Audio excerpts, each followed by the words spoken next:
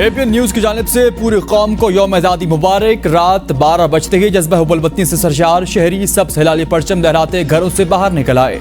आतिशबाजी का शानदार मुजाहिरा, रंगो नूर की बरसात, फिजा रंग बिरंगी रोशनियों से जगमगा उठी।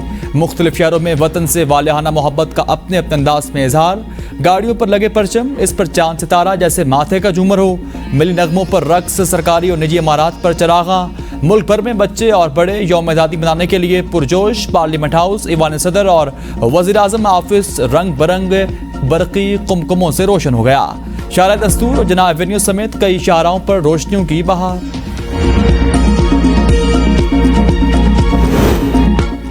Army chief general Syed Asim Munir ने कहा, कौम को आज़ादी मुबारक हो। जैसे भी जहां भी ज़रूरत होगी आवाम को यकीन दिलाता हूं, वतन के मुहाफिज धरती की हिफाजत के लिए किसी भी कुर्बानी से दरेक नहीं करेंगे। कहा, दुनिया की कोई भी ताकत पाकिस्तान को खत्म नहीं कर सकती। दुश्मन पाकिस्तान को मिटाने की नापाक काबिशों में मसरूफ है। बैरूनी और अंदरूनी दुश्मनों से आगाह है। हम अमन चाहते हैं, पाकिस्तान को मुस्तहकम और खुशहाल बनाना हमारा अज़्म है। हर किस्म की कुर्बानी के लिए तैयार रहें। चाहते हैं अफगानिस्तान की सरजमीन हमारे खिलाफ ना इस्तेमाल हो। चीन और खलीजी ममालिक के साथ अच्छे ताल्लुकात चाहते हैं। पाकिस्तान है तो हम हैं, पाकिस्तान नहीं तो कुछ भी नहीं।